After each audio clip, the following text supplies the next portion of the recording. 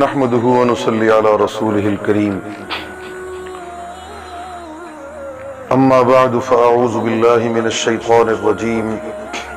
بسم الله الرحمن الرحيم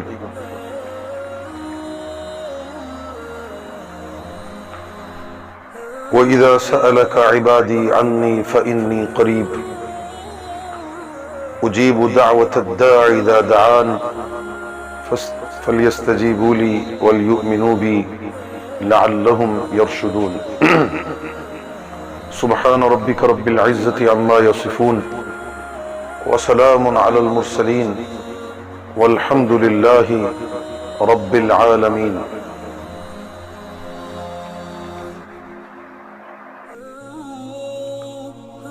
دعوی ایمانی میں اپنے پروردگار کے قرب کا عظیم منصب حاصل ہوتا ہے. بلا شبہ اللہ کے قرب کا مقام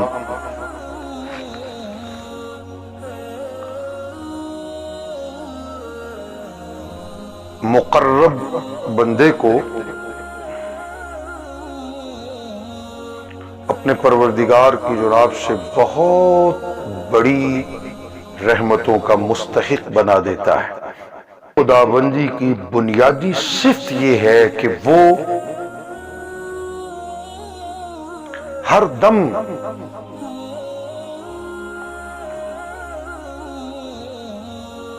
اللہ کی وحدانیت کے ماننے والے اور اللہ کی وحدانیت کی سچائی کو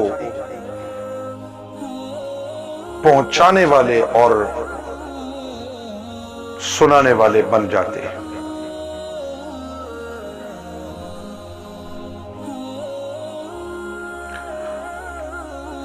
مقربین کی صف میں انبیاء سر فہرست ہیں کہ ان کا ہر لحظہ ہر لمحہ اپنے پروردگار کی بندگی کا لمحہ ہوتا ہے اور اپنے پروردگار کی بندگی کی حقیقتوں کو منوانے کا لمحہ ہوتا ہے.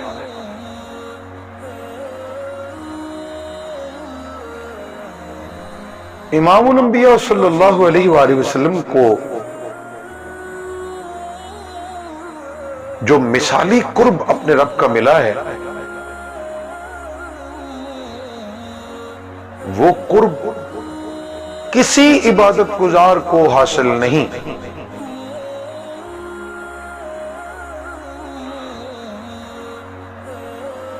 سب سے بڑھ کر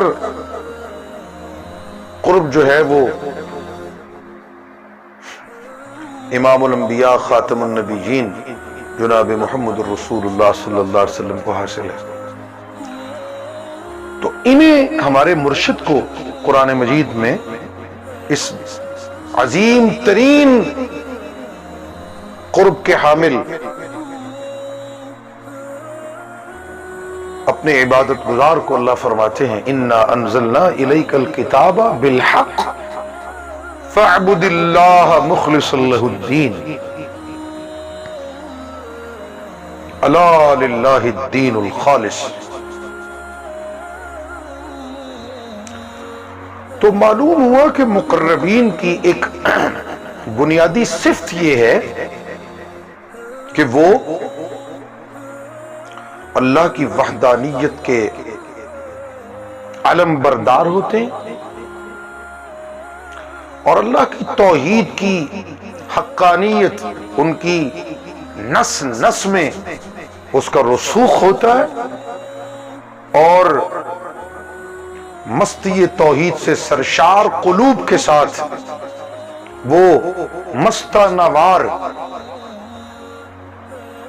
آتش نمرود میں کودتے ہیں اور پھر انہیں قرب خداوندی کی وہ منزل حاصل ہوتی ہے اور صدائیں آتی ہیں یا نار کونی بردن و سلاما علی ابراہیم. آپ اگر حضرت ابراہیم علیہ السلام کی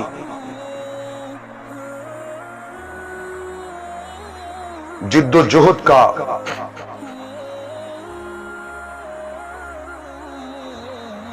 جائزہ لیں تو آپ کی جد و جہد ایمانی کی ابتدا ہی مستی توحید سے ہوتی نظر آتی ہے. اپنے بت پرست باپ سے کہہ رہے ہیں کہ اے میرے باپ، آپ جن معبودان باطلہ کو اپنی ضرورتوں اور اپنی حاجتوں میں پکارتے ہیں، ان کی پکار کی کوئی حقیقت نہیں. نہ تو یہ آپ کی پکار کو سنتے ہیں اور نہ ہی آپ کی حاجت روائی کرتے ہیں.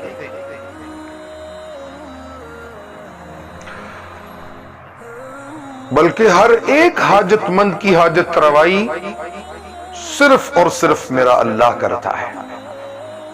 یہ وہ بنیادی نقطہ ہے جو مقربین کو نمایاں کرتا ہے اللہ کے عبادت گزاروں میں.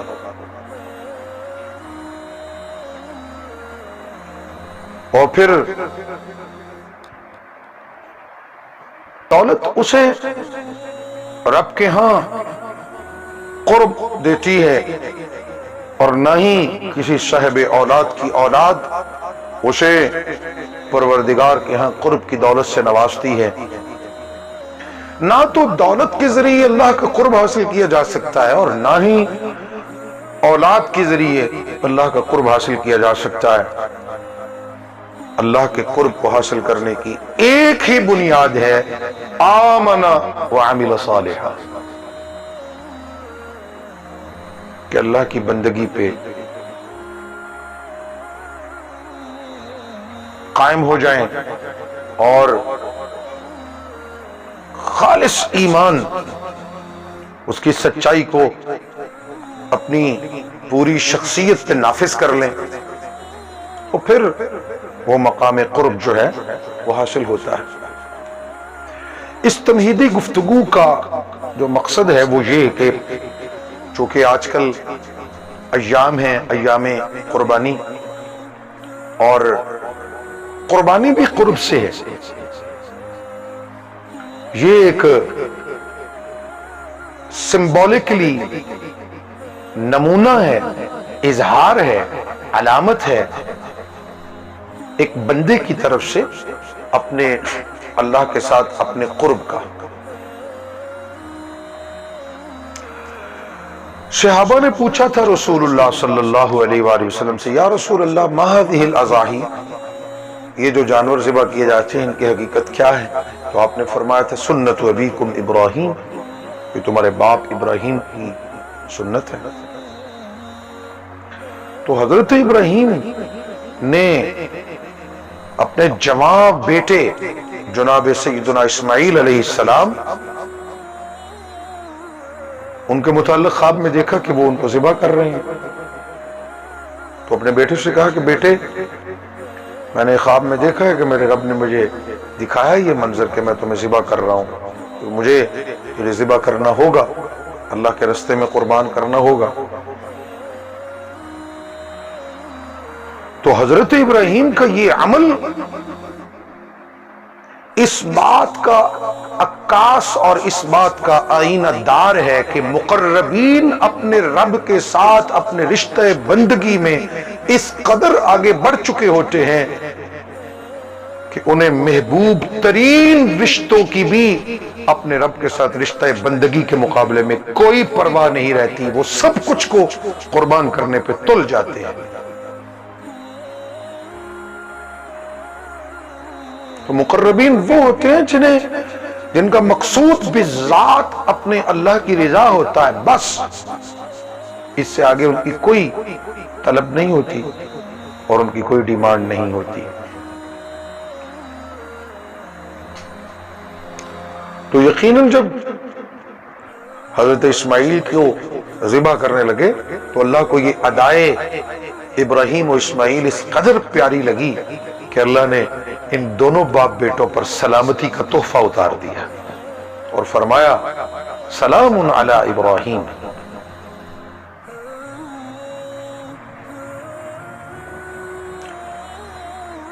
ابراہیم پہ سلامتی ہو.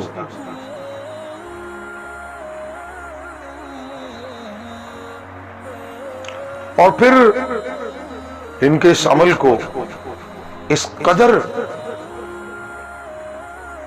عظمتوں سے نوازا گیا، مقبولیت اس طرح ہوئی کہ حضرت اسماعیل کو بھی بچایا گیا عمل ذبح سے، اور اس کے بدلے میں جنت سے ایک جانور کو ذبح کرایا گیا، اور پھر اللہ نے اپنے مقرب بندے جناب ابراہیم اور جناب اسماعیل کے اس عمل کو اس قدر سراہا کہ جناب اسماعیل کی نسل سے اللہ نے عبادت گزاروں کی صف کے اس عابد کو چن لیا جس عابد کو اللہ نے سب سے زیادہ اپنے عبادت گزاروں میں اپنے قرب سے نوازا، جناب محمد الرسول اللہ صلی اللہ علیہ وآلہ وسلم. اور جو میں سب سے اہم بات سمجھتا ہوں وہ یہ کہ جنہیں اللہ اپنا قرب عطا کرتے ہیں اللہ انہیں مقام رشد عطا کر دیتے ہیں، جیسے کہ اس آیت کریمہ میں فرمایا وَإِذَا سَأَلَكَ عِبَادِي عَنِّي فَإِنِّي قَرِيبٌ أُجِيبُ دَعْوَةَ الدَّاعِ إِذَا دَعَانِ فَلْيَسْتَجِيبُوا لِي وَلْيُؤْمِنُوا بِي لَعَلَّهُمْ يَرْشُدُونَ. میں اپنے بندوں کے قریب ہوں.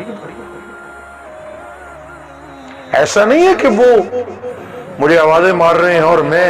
ان کی آوازیں نہیں سنتا، نہیں، میں ان کی آوازیں سنتا بھی ہوں اور ان کی پکاروں کو سن کر ان کی ضرورتوں کو پورا بھی کرتا ہوں.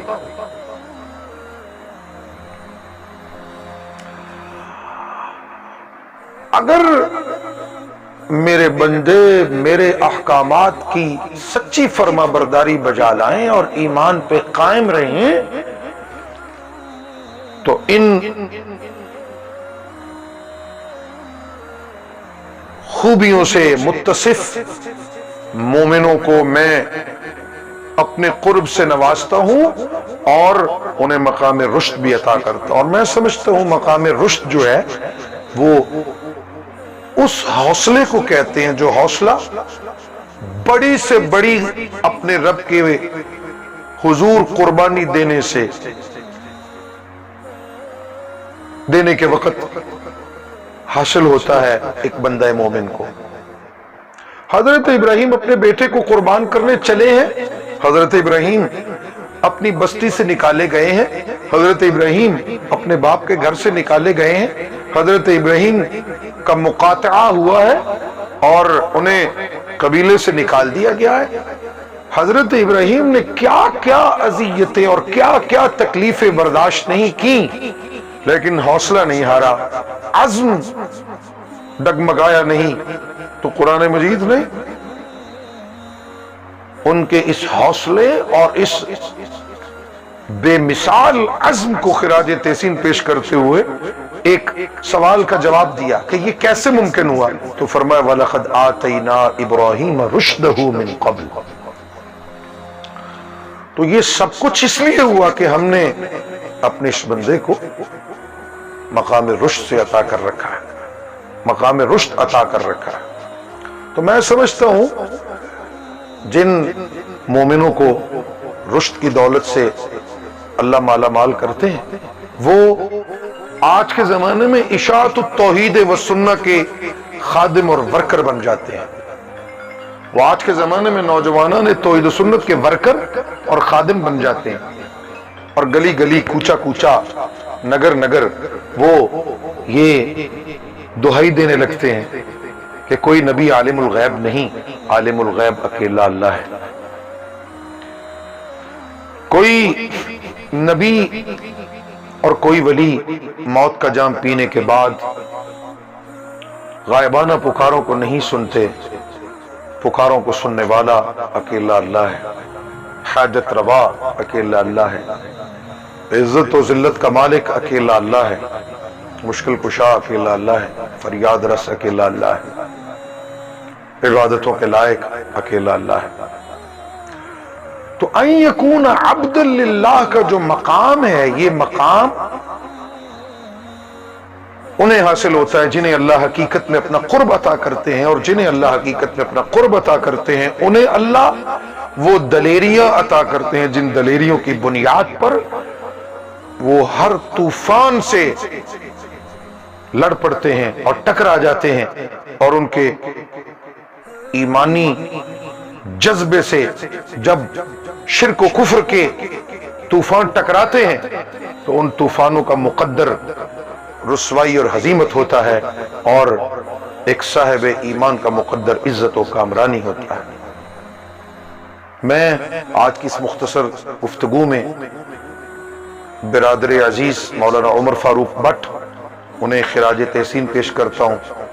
और उनकी जुमला टीम को जिन्होंने ये यूट्यूब पे ये खूबसूरत चैनल मजहबी तालीमात के फरोग के लिए कायम किया, जिनका ताल्लुक गुजरांवाला सिटी के नौजवाना ने तौहीद व सुन्नत से है। अल्लाह ताला इन्हें और ज्यादा हिम्मत अता फरमाए और ज्यादा मेहनत करने की तौफीक अता फरमाए, और इनके इस दीनी काम को अल्लाह ताला दिन दुगनी रात चुगनी तरक्की अता फरमाए। व आखिर दावाना अनिल हम्दुलिल्लाहि रब्बिल आलमीन।